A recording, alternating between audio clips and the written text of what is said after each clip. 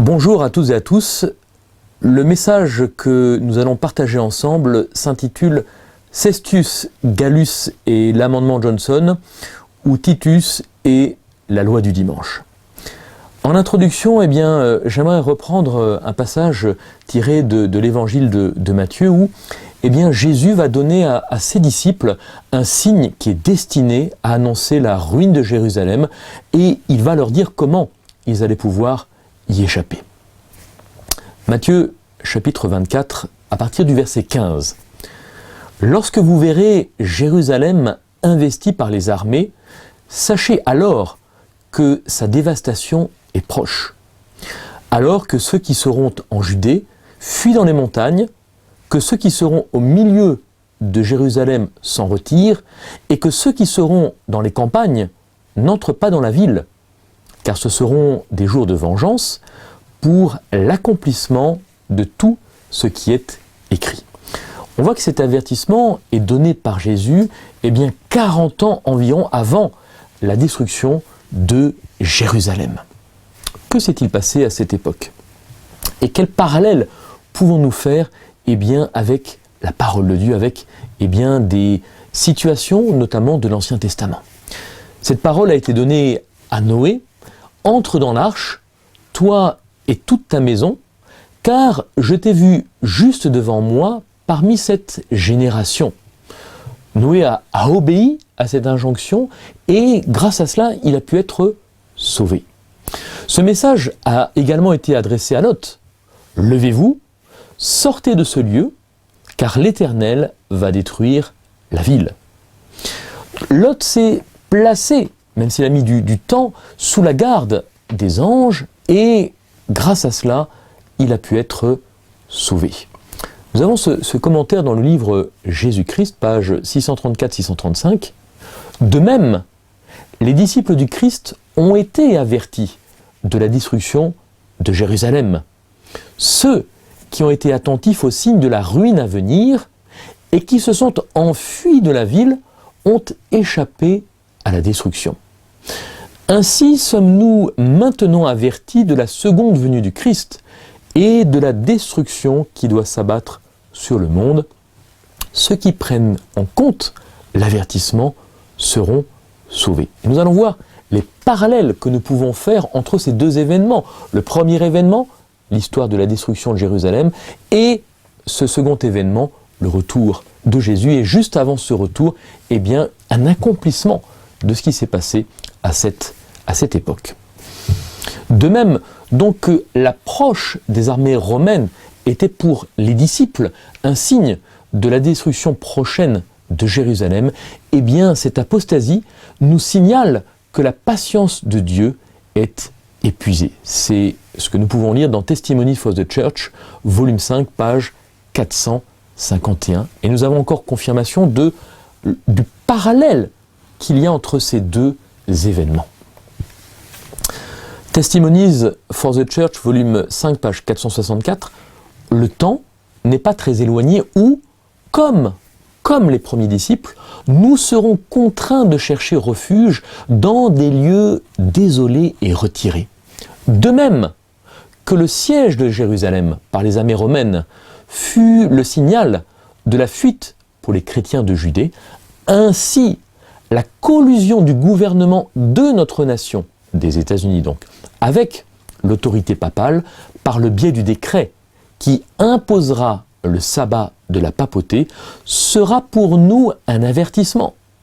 Le moment sera alors venu de quitter les grandes villes avant d'abandonner les petites bourgades elles-mêmes pour nous retirer dans les endroits les plus reculés au milieu des montagnes.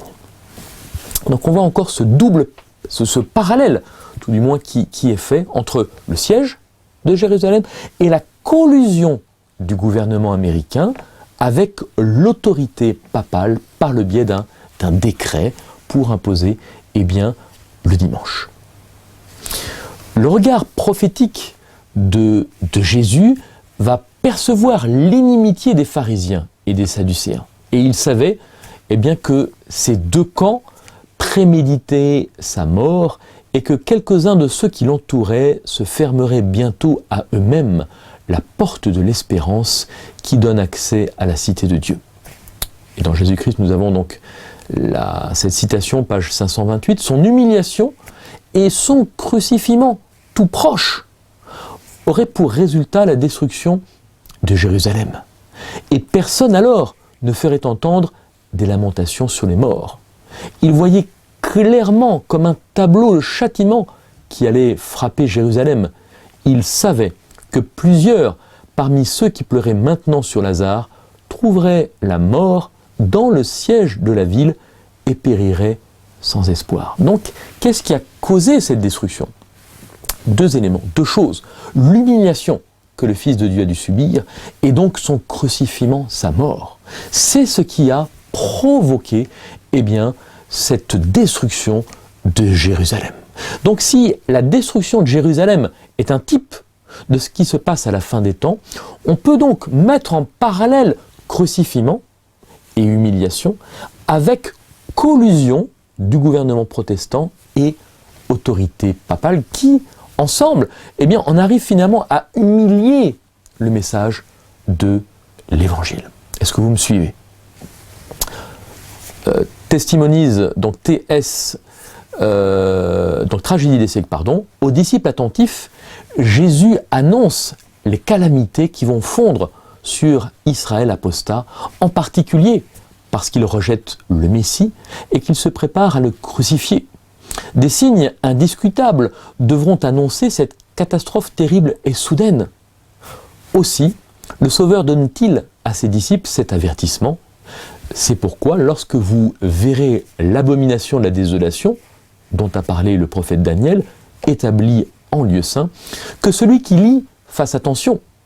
Alors que ceux qui seront en Judée fuient dans les montagnes, dès que les étendards des Romains se dresseront dans l'enceinte sacrée, qui s'étend à quelque distance des murailles de la ville sainte, les chrétiens devront chercher leur salut dans la fuite.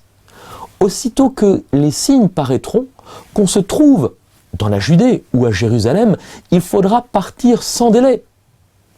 Celui qui se trouvera au haut de la maison ne devra pas s'aviser d'y rentrer pour emporter ses objets de prix. Ceux qui travailleront dans les champs ou les vignes ne devront pas revenir sur leurs pas pour prendre le vêtement déposé durant la chaleur du jour. Ceux qui voudront échapper à la destruction générale n'auront pas un instant à perdre. Donc, ce parallèle qui est fait, toujours, entre la destruction de Jérusalem et ce qui doit se passer à la fin des temps, montre que dès que les étendards des Romains se dresseront, il nous faudra prendre la fuite. Et nous savons que ces étendards romains se sont dressés par deux fois autour de la cité de Jérusalem, et c'est ce que nous allons étudier maintenant. Lorsque vous allez sur Wikipédia et que vous essayez de comprendre ce qui s'est passé à cette époque, nous pouvons lire que la première guerre judéo-chrétienne, qui s'est déroulée entre 66 et 73, et parfois appelée la Grande Révolte, fut la première des trois révoltes des Juifs de la province de Judée contre l'Empire romain, tel que relaté principalement par Flavius Joseph, et nous allons ouvrir les ouvrages de Flavius Joseph. Elle commença en 66 à la suite des tensions religieuses croissantes entre Grecs et Juifs, et elle s'acheva lorsque les légions romaines de Titus assiégèrent, pillèrent, puis détruisirent Jérusalem et le temple d'Hérode en 70, puis les places fortes des Juifs. Le gouverneur de Syrie, Cestius Gallus, attaque Jérusalem avec la 12e légion Fulminata. Il s'empare du faubourg nord, mais échoue devant le temple et se retire. En 67, le général Flavius Vespasien est envoyé par Néron avec 3 légions. À la fin de l'année, le nord de la Palestine et la région côtière au sud de Jaffa sont soumis. Et nous allons voir plus précisément en détail ce qui s'est passé avec donc des extraits de la guerre des Juifs, tome 2, donc ouvrage écrit par Flavius Joseph. Donc au livre 2, au chapitre 19, donc vous pouvez retrouvé l'ensemble des volumes sur internet. Si ça vous intéresse, je peux vous envoyer le diaporama de cette présentation dans son intégralité. Le premier paragraphe déclare « Césénius Gallus », donc Cestius Gallus, ne voyant plus de traces de révolte en Galilée, ramena son corps d'armée à Césarée. Alors, Cestius, se remettant en marche avec toutes ses forces, se dirigea sur Antipatris. Apprenant qu'une troupe assez considérable de Juifs s'était rassemblée dans une tour au nom d'Aphécou, il envoya un détachement pour les déloger. La crainte dispersa les Juifs avant même qu'on en vînt aux mains. Le détachement envahit le camp qu'il trouva évacué et il l'incendia ainsi que les bourgades des alentours d'Antipatris. Cestius s'avança jusqu'à Lydda qu'il trouva vide d'hommes. Car à cause de la fête des tabernacles, tout le peuple était monté à Jérusalem. Il découvrit cependant quelques retardataires, en tua 50, incendia la ville et poursuivant sa marche, monta par Béthoron, puis vint camper au lieu appelé Gabao, à 50 stades de Jérusalem. Donc on voit que rien ne l'a arrêté dans sa progression. Quand les Juifs, paragraphe 2, virent la guerre aux portes de la capitale, ils interrompirent la fête et coururent aux armes. Pleins de confiance dans leur nombre, ils s'élancèrent au combat, sans ordre, en poussant des cris, sans même tenir compte du repos du 7e jour, car on était précisément au jour du sabbat qu'ils observent avec tant de scrupules. Cette même fureur qui éclipsait leur piété leur assura l'avantage dans le combat. Ils tombèrent sur les Romains avec une telle impétuosité qu'ils enfoncèrent leurs unités et pénétrèrent au cœur même de l'armée en semant le carnage.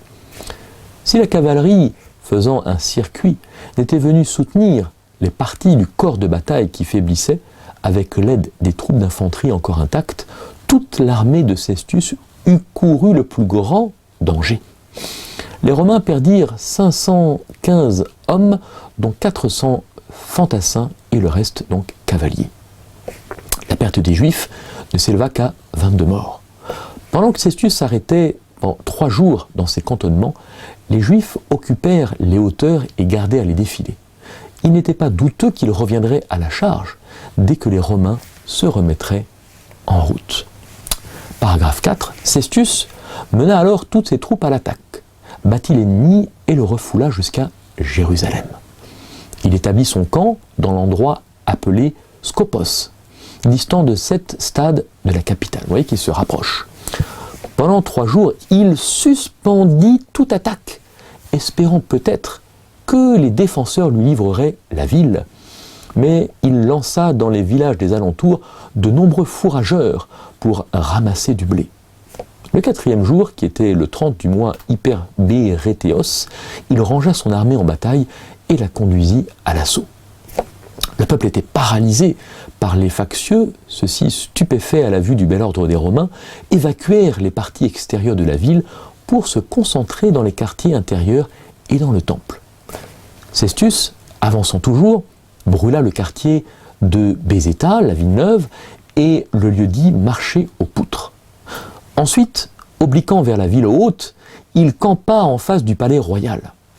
S'il avait osé à cette heure diriger une attaque de vive force contre les remparts, il aurait occupé la ville et terminé la guerre. Vous voyez, c'est très intéressant ce détail. Mais le préfet de son camp, Turanus Priscus, et la plupart des commandants de cavalerie, corrompus à prix d'argent par Florus, le détournèrent de cette tentative. Telle fut la cause pourquoi la guerre se prolongea si longtemps et accabla les Juifs de calamités sans remède. Paragraphe 5. Sur ces entrefaites, un groupe nombreux de notables citoyens, cédant au conseil d'Ananos, fille de Jonatas, appelèrent Cestius pour lui ouvrir les portes. Mais le général romain, à la fois dédaigneux par colère et peu confiant, tarda si longtemps que les factieux, avertis de la trahison, jetèrent du haut des murs Ananos et ses compagnons et les chassèrent dans leur maison à coups de pierre. Donc vous voyez que, premier élément, Cestius Gallus aurait pu, avoir gain de cause et terminer cette guerre rapidement. Il ne l'a pas fait, nous avons vu la raison au paragraphe 4. Et nous avons un deuxième élément, c'est-à-dire que certains ont essayé de vendre Jérusalem en ouvrant les portes.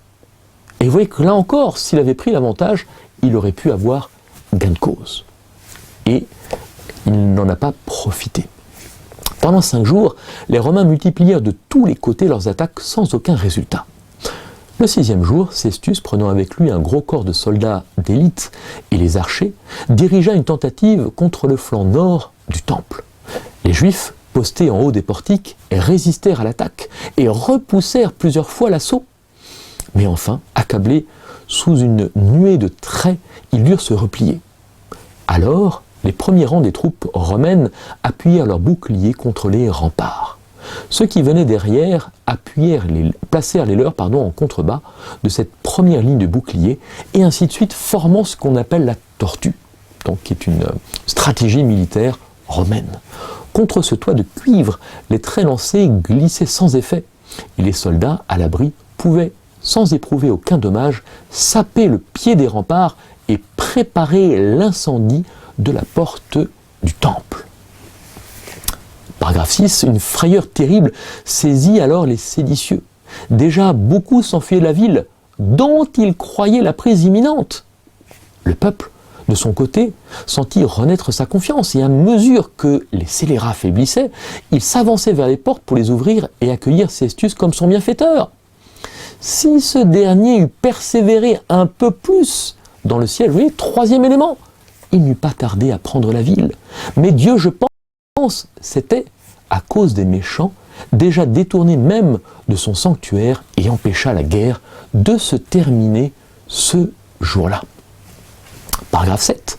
Cestius donc, ne pénétrant ni le désespoir des assiégés, ni les vrais sentiments du peuple, rappela soudainement ses troupes, renonça à ses espérances, sans avoir souffert aucun échec, et que, contre toute attente, s'éloigna de la ville. Et vous voyez, c'est ça qui est incompréhensible. Contre toute attente, n'ayant souffert aucun échec, renonça à ses espérances et s'éloigne de la ville. Sa retraite inattendue rendit courage aux brigands, qui assaillèrent son arrière-garde, tuèrent un grand nombre de cavaliers et de fantassins. Cestius passa cette nuit dans son camp de Scopos. Le lendemain, en continuant sa retraite, il ne fit qu'encourager encore les ennemis.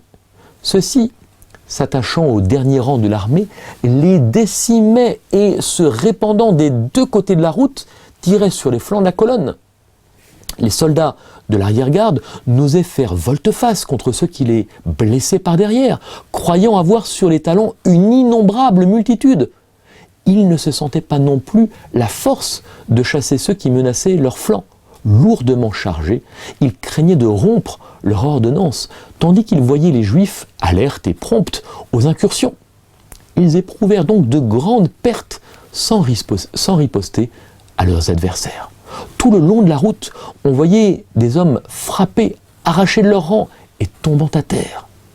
Après avoir perdu beaucoup de monde, et dans le nombre Priscus, légat de la 6e Légion, le tribun Longinus, Amilius Iucundus, commandant d'une aile de cavalerie, l'armée atteignit à grand-peine son ancien camp de Gabao, abandonnant la plus grande partie de ses bagages.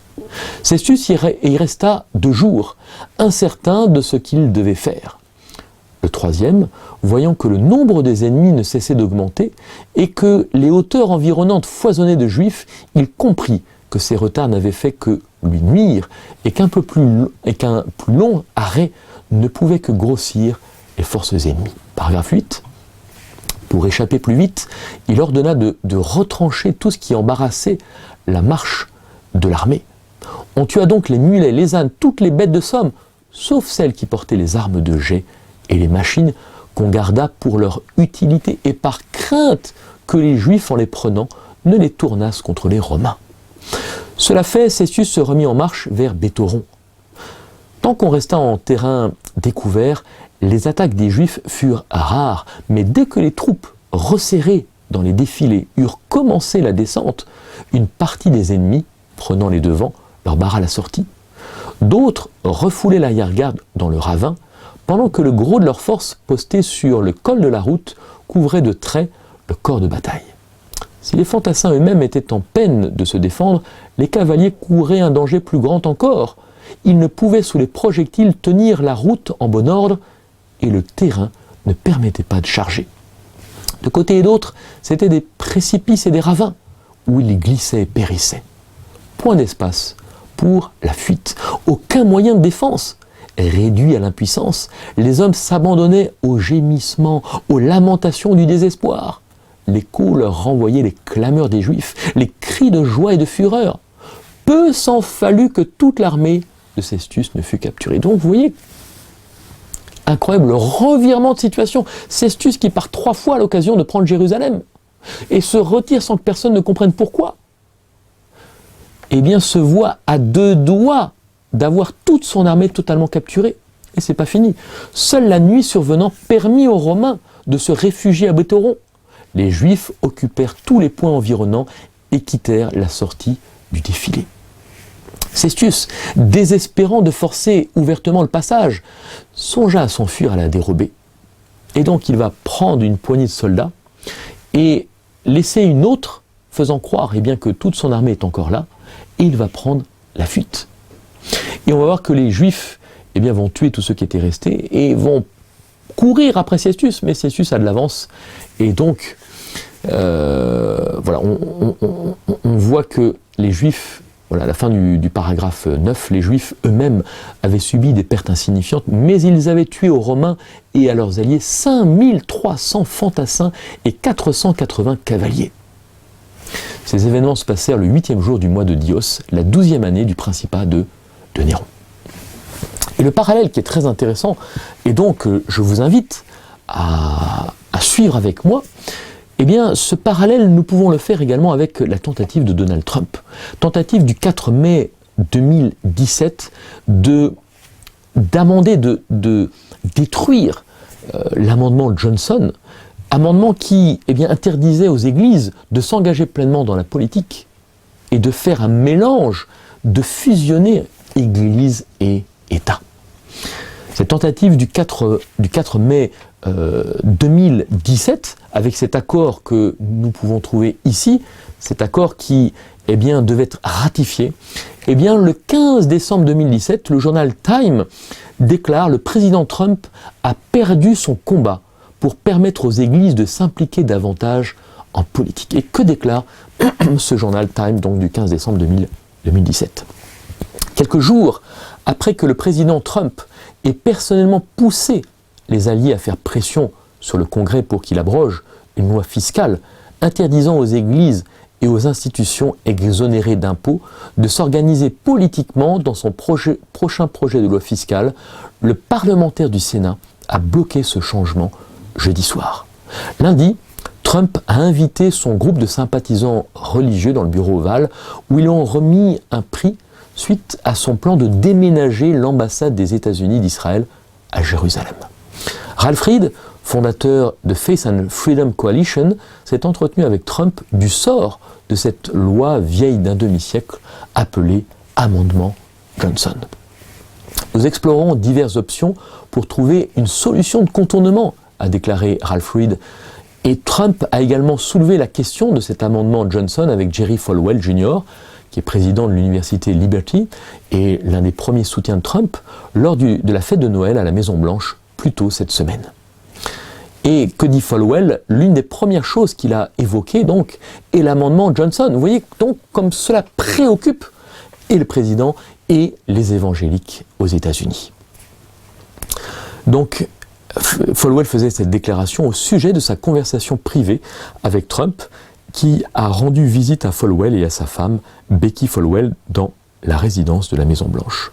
Et il continue: il doit faire en sorte que certains de ces gens, moi y compris, s'occupent de cette crainte que les organismes de bienfaisance deviennent des moyens détournés de faire des dons pour les campagnes politiques. Falwell demeure confiant que Trump s'engage à mettre fin à l'interdiction faite aux organisations politiques par les églises et autres organisations à but non lucratif. Tant que le président n'aura pas un Sénat composé de vrais républicains, il ne pourra pas faire les changements qu'il veut. L'année dernière, peu de temps avant le congrès de nomination donc des républicains à Cleveland, Trump a appelé Falwell pour lui dire personnellement que la plateforme du parti républicain donc de 2016 inclurait l'abrogation de cet amendement Johnson. Il pense que cela va être une révolution dans le monde chrétien, a dit Falwell à Time l'été dernier. Les conservateurs sociaux, et en particulier les partisans évangéliques blancs de Trump, ont longtemps plaidé pour l'abrogation de l'amendement Johnson. Cette année, cet effort a été l'une de leurs principales priorités politiques, avec la nomination d'un juge conservateur à la Cour suprême, l'abrogation de la loi sur les soins, le financement du planning parental, le transfert de l'ambassade des États-Unis en Israël à Jérusalem. Voilà, tout ça, c'était les priorités politiques. À la fin de la première année de Trump au pouvoir, l'un de ces 5 objectifs a été pleinement atteint, et le deuxième, le déménagement de l'ambassade, a été annoncé, mais devrait prendre des années à se mettre en œuvre.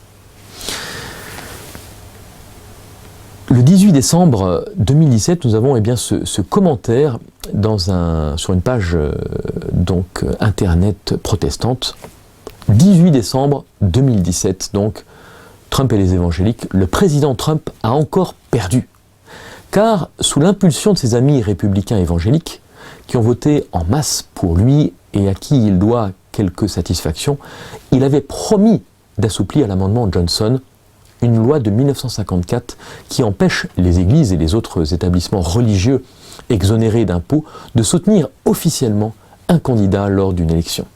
Donc, un frein mis à l'activité politique des amis évangéliques conservateurs de Donald Trump, ce qu'ils supportent très mal, le considérant comme une atteinte à leur liberté d'expression, et alors même que la loi est peu appliquée et qu'un seul cas a été recensé.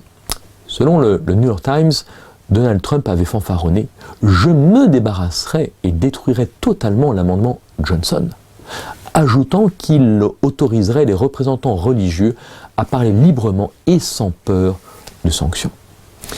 Et le président l'avait promis personnellement à Jerry Falwell Jr., un leader évangélique éminent qu'il a soutenu dans sa course à la Maison-Blanche, et n'hésitait pas à déclarer que Trump vivait une vie d'amour et de solidarité pour les autres comme Jésus l'a enseigné. C'est quoi interpeller. La suppression de l'amendement Johnson était en bonne place sur l'agenda politique de ces évangéliques blancs, avec la nomination d'un juge conservateur à la Cour suprême, la loi santé d'Obama, l'aide de l'État au planning familial et l'ambassade des États-Unis à Jérusalem. Mais ce mois-ci, la suppression de l'amendement Johnson a été refusée par le Sénat. Au bout d'une année de présidence, le seul succès de Trump, c'est l'installation à venir de l'ambassade américaine à Jérusalem, et l'on a vu le résultat de cette décision sur le plan international. Mais comme l'a déclaré Falwell, tant que le président n'aura pas un Sénat avec de vrais républicains, il ne pourra changer ce qu'il veut. Donc nous voyons que Trump est quelque part un type de ce qu'a fait Cestius Gallus. Et nous devons, comme je l'ai écrit, nous devons veiller car l'armée de Titus va revenir. Alors si nous faisons un parallèle entre ce qui a été fait du temps de Cestius Gallus, nous voyons que Cestius Gallus était à 2 doigts de prendre Jérusalem. Est-ce que Trump est un type de Cestius Gallus et que justement, en étant à 2 doigts de faire abroger l'amendement Johnson, nous avons vu déjà que lors de la dernière invitation du pape aux États-Unis et de son discours au Congrès américain, nous avons déjà franchi la ligne rouge de cette séparation de l'Église et de l'État. C'est ce que nous avons vu dans une précédente intervention qui va être mise en ligne prochainement et qui s'intitule donc vers la Canaan céleste, donc ce sera le numéro 2, et je vous invite à la regarder. Il y a une vidéo que nous sommes en train de traduire qui dure 20 minutes et qui est le commentaire de Kenneth Copeland suite à ce qui s'est passé lorsqu'ils ont été invités au Vatican par le pape avec toute la délégation évangélique. Je vous invite vraiment à regarder ça attentivement parce que cela est surprenant. Donc nous voyons au travers de cette image, au travers de ce parallèle entre ce qui s'est accompli du temps de Cestius Gallus et de ce que Trump peut de la même façon reproduire. Nous voyons que cet amendement Johnson n'a pu être abrogé par le Sénat. Qu'en est-il sur un plan international, nous voyons que cette prise de Jérusalem, alors que Cestius Gallus était à 2 doigts de prendre la ville par 3 fois, que juste après, son armée a été en partie mise à mal. Donc qui va mettre à mal l'armée des États-Unis? Est-ce que ce sont la Russie, la Corée du Nord ou autre? Peut-être, si nous suivons ce parallèle, eh bien, nous allons assister au même événement, avec l'arrivée, suite à la présidence de Trump, d'un nouveau Titus. Est-ce que ce sera Mike Pence qui, lui, fera abroger cette loi Johnson et mettra en pratique cette loi du dimanche? Ce sont les réflexions que nous pouvons avoir justement par rapport à ce qui est en train de se mettre en place. Nous avons vu également dans notre précédente intervention, donc vers la Canaan céleste, donc le numéro 2, comment ces 3 esprits impurs parcourent la terre. Et c'est ce que nous sommes en train de voir exactement entre ces 3 esprits impurs. Le premier, donc, c'est le spiritisme qui, de combinaison avec le catholicisme et le protestantisme apostat, essaye de former ce gouvernement mondial pour ensuite apposer cette loi du dimanche. Nous avons vu au travers de ces 3 systèmes, le dragon, la bête, le faux prophète, ces 3 esprits impurs, donc le spiritisme, Satan, le dragon, la bête, la première bête, donc qui représente la Rome papale, et cette seconde bête, ce faux prophète qui représente le protestantisme apostat. Et nous avons vu également, au travers de cet article de ce journal catholique, Catholic Herald, du 23 juillet 2015, que 2 ans déjà en arrière, le pape avait fait cette déclaration. Donc, le grand pari évangélique du pape François peut-il surmonter des décennies d'antagonisme entre catholiques et évangéliques? Et quelque part dans le bureau du pape François est un document qui pourrait modifier le cours de l'histoire chrétienne. Il déclare la fin des hostilités entre catholiques et évangéliques et dit que les 2 traditions sont maintenant, unies dans la mission parce que nous déclarons le même évangile. Donc vous voyez combien ces 2 systèmes, la bête et le faux prophète, sont allés loin dans cette union, dans cette unité autour, non pas de la vérité, mais autour de l'erreur. 3 textes, je vous invite à les partager, tirés d'événements des derniers jours. Premier, donc, numéro 462, 459. Lorsque les principales églises des États-Unis, s'unissant sur la base des doctrines qui leur sont communes, influenceront l'État pour imposer des décrets qui soutiendront leurs institutions, alors le protestantisme américain aura constitué une image de la hiérarchie romaine et la condamnation des contrevenants à des peines civiles en résultera nécessairement. Et vous voyez que nous sommes en train d'approcher de cette étape. Événement des derniers jours, donc numéro 462, écoutez bien, lorsque, premièrement, le protestantisme étendra la main pour saisir celle du pouvoir romain. On peut dire que là, c'est acté. Deuxièmement, lorsqu'il tendra la main par-dessus l'abîme au spiritisme, également. Lorsque, sous l'influence de cette triple union, ces 3 esprits impurs donc, notre pays aura répudié tous les principes de sa constitution en tant que gouvernement protestant et républicain, ce qui est en train de se mettre en place. Quatrièmement, lorsqu'il prendra des dispositions pour propager les erreurs et les tromperies de la papauté. Ça a commencé, vous voyez, c'est en train de s'amplifier. Alors, cinquièmement, conclusion, nous saurons que le temps de l'œuvre extraordinaire de Satan est arrivé et que la fin est proche. Vous voyez que donc ces étapes sont en train de se mettre en place. Elles n'y sont pas encore, mais on y arrive. 466, événement des derniers jours, par les mouvements qui progressent actuellement aux États-Unis et cherchent à procurer l'appui de l'État aux institutions et aux usages de l'Église. Les protestants marchent dans les pas du papisme, que dis-je? Bien plus, ils ouvrent les portes à la papauté. Vous voyez que du temps de Cestius Gallus, on a essayé également d'ouvrir par 2 fois les portes à Cestius Gallus, à Rome. Et heureusement, l'Éternel a pu faire que par 2 fois, eh bien, ces portes ne soient pas, que l'armée romaine ne s'engouffre pas par ces portes ouvertes. Bien plus, ils ouvrent la porte à la papauté afin qu'elle regagne dans l'Amérique protestante la suprématie qu'elle a perdue en Europe. Jésus-Christ, page 630, le Christ donna à ses disciples un signe destiné à annoncer la ruine de Jérusalem et leur dit comment ils pourraient y échapper. Lorsque vous verrez Jérusalem investie par des armées, sachez alors que sa dévastation est proche, que ceux qui sont en Judée fuient dans les montagnes, que ceux qui seront au milieu de Jérusalem s'en retirent, que ceux qui seront dans les campagnes n'entrent pas dans la ville, car ce sont des jours de vengeance pour l'accomplissement de tout ce qui est écrit. Cet avertissement fut donné donc 40 ans avant la destruction de Jérusalem. Nous avons lu cette citation en introduction, mais regardez la suite. Le moment venu, les chrétiens y prirent garde, et pas un d'entre eux ne périt dans la chute de la ville. C'est magnifique.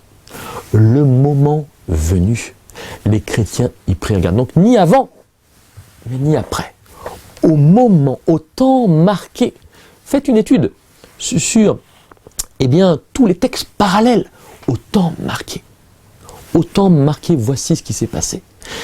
Au temps marqué, si nous étudions avec vraiment intensité ce qui doit se passer, comment nous devons nous préparer? Nous ne serons pas surpris et aucun d'entre nous ne périra dans la chute de cette ville.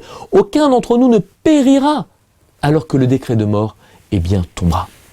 Regardez la suite. Parabole de Jésus. Jésus savait qu'à la destruction de Jérusalem, les Juifs se souviendraient de son avertissement.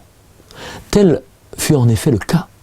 Quand le malheur s'abattit sur la cité, quand la faim et les souffrances de tout genre affligèrent le peuple, ils se rappelèrent les paroles du Christ et comprirent la parabole.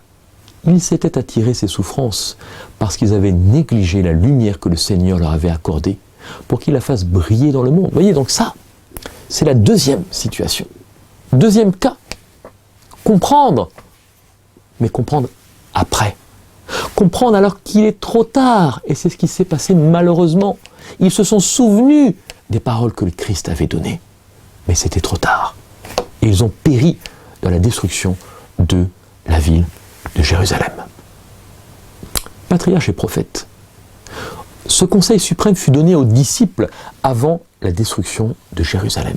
Or, quand vous verrez Jérusalem investie par les armées, sachez à ce moment-là que sa ruine approche. Que ceux qui sont alors dans la Judée s'enfuient dans la montagne. Selon cette intimation, cet ordre, ce conseil, les disciples ne devaient pas s'attarder à emporter un objet quelconque, mais tirer tout le parti possible des instants qui leur étaient laissés pour s'enfuir. Alors la voix de Dieu se fera entendre à nouveau, sommant son peuple de se séparer de l'iniquité universelle. Vous voyez, ça c'est quelque chose qui est prédit pour notre époque. La voix de Dieu se fera entendre à nouveau, sommant son peuple de se séparer de l'iniquité universelle. Le tableau de la corruption et de l'apostasie qui existeront dans le monde religieux au dernier jour nous est donné dans la vision de l'Apocalypse, sur le jugement de Babylone, la grande, qui règne sur les rois de la terre. Vous voyez, donc c'est Babylone qui règne sur les rois de la terre, et non pas l'inverse. Vous voyez combien c'est important de comprendre dans le détail toutes ces choses. Voyez l'appel qui retentit du haut du ciel avant sa destruction. Sortez de Babylone, ô mon peuple, de peur qu'en participant à ses péchés, vous n'ayez aussi part à ses plaies. Que nous ne puissions pas nous trouver dans la situation où nous puissions comprendre, mais trop tard.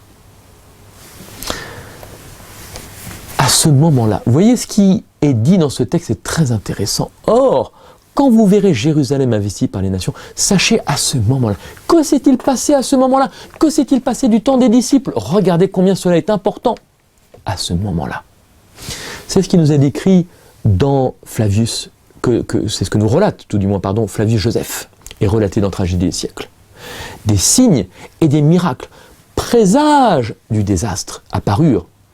Au milieu de la nuit, une lumière surnaturelle brilla sur le temple et sur l'autel. Au coucher du soleil, on vit dans les nuages des chariots et des hommes de guerre prêts pour la bataille. Les sacrificateurs, qui officiaient de nuit dans le sanctuaire, furent terrifiés par des bruits mystérieux. Le sol trembla, et on entendit de nombreuses voix qui disaient « Partons d'ici !» À minuit, la porte orientale, si lourde que 20 hommes pouvaient à peine la faire tourner sur ses gonds, et fermée par de puissantes barres, solidement fixées dans des pierres massives, s'ouvrit d'elle-même. Ce n'est pas fini à ce moment-là, que s'est-il passé? 7 années durant, on entendit un homme annoncer dans les rues de Jérusalem les malheurs qui allaient fondre sur la ville. Jour et nuit, on l'entendait répéter « Voix du côté de l'Orient, voix du côté de l'Occident, voix du côté des 4 vents, voix contre Jérusalem et contre le temple, voix contre les époux et les épouses, voix contre le peuple. » Cet être étrange fut emprisonné, battu de verges, mais jamais une plainte ne s'échappa de ses lèvres. Sa réponse, sa seule réponse aux injures et aux mauvais traitements était « Malheur, malheur à Jérusalem. Malheur, malheur à ses habitants. » Il ne cessa de faire entendre ces avertissements que lorsqu'il fut tué au cours du siège qu'il avait annoncé. Incroyable. Vous voyez combien de signes Dieu donna à son peuple. Et donc nous pouvons continuer comme au jour de Noé et de Lot. La séparation d'avec le péché et le pécheur devra être radicale. Vous voyez combien Dieu use de patience, combien Dieu montre que nous devons non seulement nous préparer, mais par tous ces signes que nous devons quitter Jérusalem. Donc que nous devons sortir de Babylone et de tous ces compromis. La séparation d'avec le péché, les pécheurs, devra être radicale. Pas de compromis entre Dieu et le monde, ni de retour en arrière pour acquérir des richesses terrestres. Vous ne pouvez servir Dieu et Mammon. Semblable aux habitants de la vallée de Siddim, le monde rêve d'un avenir de prospérité et de paix. Que cherchons-nous, chers amis, frères et sœurs, que cherchons-nous sur cette terre? Est-ce que nous pensons établir l'âge d'or? Nous pensons arriver à établir paix et sécurité? Enfuis-toi pour sauver ta vie, nous crie l'ange de Dieu. Mais d'autres clament, vous voyez cette double direction, cette direction complètement opposée. Enfuis-toi pour sauver ta vie, mais de l'autre côté, pas d'excitation. Il n'y a pas de quoi s'alarmer. Et les multitudes répètent paix et sûreté, alors que le ciel annonce qu'une ruine soudaine surprendra les pécheurs. La nuit qui précéda leur destruction, les villes de la plaine, vautrées dans le tourbillon du plaisir, se moquaient des avertissements du messager divin. Patriarche et prophète, page 144. Relisez ce passage, paragraphe 2, et tout le contexte de ce passage. Dans Jean chapitre 10, versets 26 à 28, nous lisons « Mais vous ne croyez pas parce que vous n'êtes pas de mes brebis. Mes brebis entendent ma voix, je les connais et elles me suivent. Je leur donne la vie éternelle et elles ne périront jamais. Personne ne les ravira de ma main. » Pourquoi? Parce que ces brebis que Dieu conduit entendent, reconnaissent sa voix. Et Dieu les avertit du danger. Et lorsque Dieu les avertit du danger, elles entendent la voix du berger.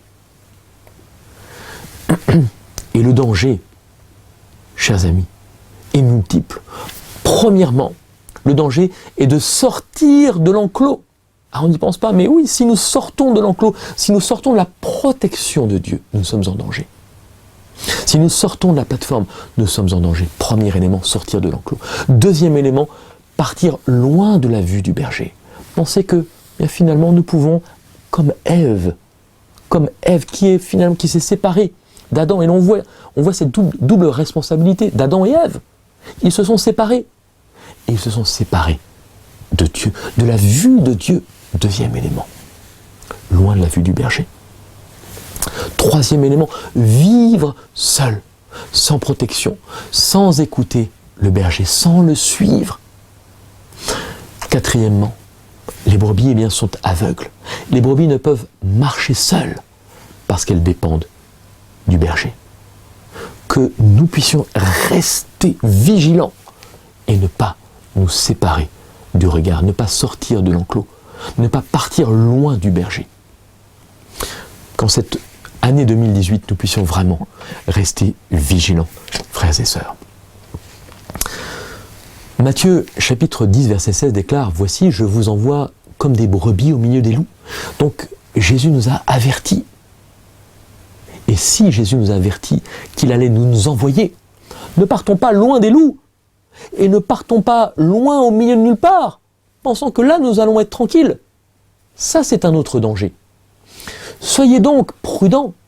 Et donc, il nous faut la prudence. Comme les serpents et simples, comme les colombes. Et voici ce commentaire dans Heureux ceux qui, de faux docteurs se présenteront pour vous détourner du chemin resserré et de la porte étroite. Gardez-vous d'eux. Quoique cachés sous des vêtements de brebis, ils ne sont en réalité que des loups ravisseurs. Jésus indique le moyen de les identifier. Vous les reconnaîtrez à leurs fruits. Cueille-t-on des raisins sur des épines ou des figues sur des chardons?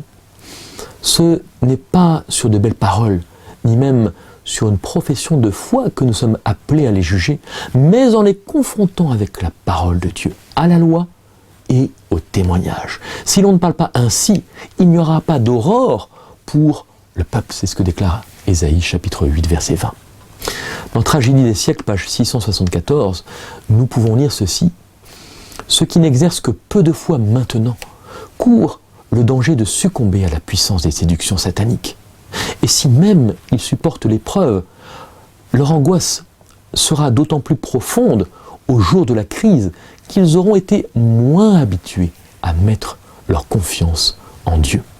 Les leçons de foi qu'ils auront négligées dans les temps ordinaires, ils devront les apprendre sous la rude pression du découragement. Frères et sœurs, que s'est-il passé pour vous en 2017 ?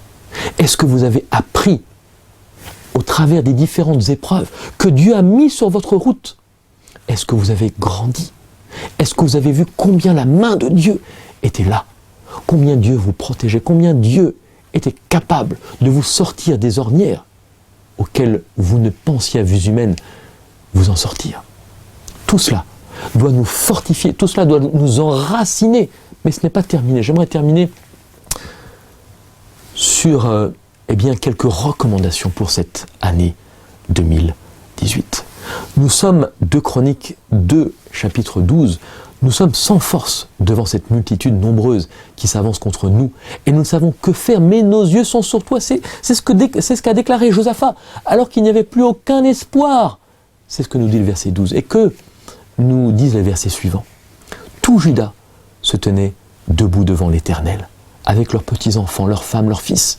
Alors l'Esprit de l'Éternel saisit au milieu de l'assemblée Jacaziel, fils de Zacharie, fils de Benaja, fils de Jéhiel, fils de Matania, lévite d'entre les fils d'Azaph.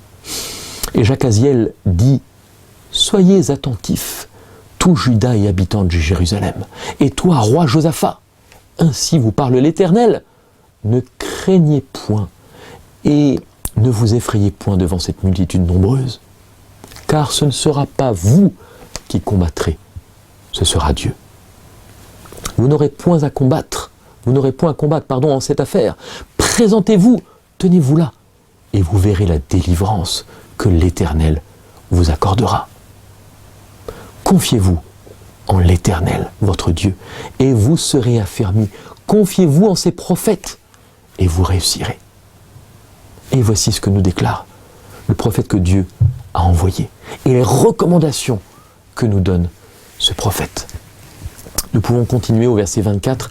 Lorsque Judas fut arrivé sur la hauteur d'où l'on aperçoit le désert, ils regardèrent du côté de la multitude. Et voici, c'étaient des cadavres étendus à terre. Personne n'avait échappé. Josaphat et son peuple allèrent prendre leurs dépouilles. Ils trouvèrent parmi les cadavres d'abondantes richesses des objets précieux. Et ils en enlevèrent tant qu'ils ne purent tout emporter. Ils mirent 3 jours au pillage du butin, car il était considérable. Le 4e jour, ils s'assemblèrent dans la vallée de Beraka. où ils bénirent l'Éternel. C'est pourquoi ils appelèrent ce lieu vallée de Beraka, nom qui lui est resté jusqu'à ce jour. Tous les hommes de Juda et de Jérusalem, ayant à leur tête Josaphat, partirent joyeux pour retourner à Jérusalem, car l'Éternel les avait remplis de joie en les délivrant de leurs ennemis. Voyez ce que Dieu veut faire à travers ces expériences. Dieu veut combattre à notre place. Dieu veut que nous puissions intercéder avec force pour qu'il puisse agir à notre place. Et pour qu'une fois ayant agi, non seulement il nous donne la victoire, mais pour, comme le peuple d'Israël, nous puissions être remplis de joie parce qu'il nous a délivrés de nos ennemis. Que nous puissions faire en cette année cette expérience. Et voici la recommandation que nous pouvons trouver dans Messages choisis, volume 3. Écoutez bien cette recommandation. Il y en a deux. Premier extrait, donc, Messages choisis, volume 3. Quand Israël obtint des victoires spéciales après avoir quitté l'Égypte, des mémoriaux de ces victoires furent préservés. Moïse et Josué reçurent l'ordre de Dieu de le faire afin de constituer des souvenirs. Quand les Israélites avaient gagné une victoire spéciale sur les Philistins, Samuel dressa une pierre commémorative et l'appela Ebenezer, disant « Jusqu'ici, l'Éternel nous a secourus. » Oh, où avons-nous, en tant que peuple, des pierres commémoratives? Où sont nos colonnes monumentales gravées de lettres, exprimant l'histoire précieuse de ce que Dieu a fait pour nous dans notre expérience? Ne pouvons-nous pas, en considérant le passé, regarder les nouvelles épreuves et les perplexités croissantes, afflictions, privations et deuil? Ne pas être découragés, mais regardant ce passé, dire « Jusqu'ici, l'Éternel nous a secourus. Je remettrai la garde de mon âme à celui qui a été mon fidèle Créateur. Aujourd'hui encore, il gardera ce que je lui ai remis. Dieu pourvoira à la force dont tu as besoin chaque jour. » Écoutez bien le deuxième passage qui va exactement dans le même sens, qui est tiré de deux commentaires bibliques, donc Bible Commentary, page 1012, paragraphe 3. Il y a des milliers d'âmes disposées à travailler pour le Maître, qui n'ont pas eu le privilège d'entendre la vérité comme certains l'ont entendu, mais ils ont été de fidèles lecteurs de la parole de Dieu. Et ils seront bénis dans leurs humbles efforts pour transmettre la lumière à d'autres. Ils tiennent un registre quotidien, et quand le Seigneur leur donne une expérience intéressante, ils la notent comme Samuel le fit quand les armées d'Israël obtinrent la victoire sur les Philistins. Samuel éleva un monument en signe de reconnaissance et dit « Jusqu'ici, l'Éternel nous a secourus. » Mes frères, où sont les monuments grâce auxquels nous nous souvenons de l'amour et de la bonté de Dieu? Efforçons-nous de conserver intacte dans notre esprit l'aide que le Seigneur nous a donnée, dans les efforts que nous faisions pour aider les autres. Que nos actes ne laissent apparaître aucune trace d'égoïsme. Notez chaque jour dans votre journal chaque larme que le Seigneur vous a aidé à essuyer des yeux des affligés, chaque crainte refoulée, chaque acte de miséricorde manifesté. Que ta vigueur dure autant que tes jours.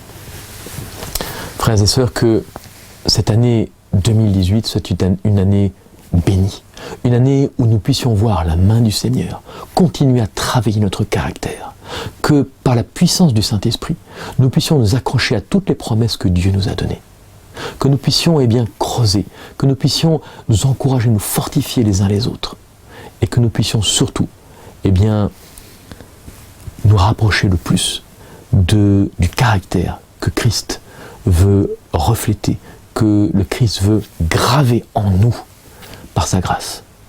Frères et sœurs, que nous puissions regarder à Christ et non pas regarder à nous, parce que c'est lui qui fera ce que nous sommes incapables de faire. Que Dieu vous bénisse. Maranatha.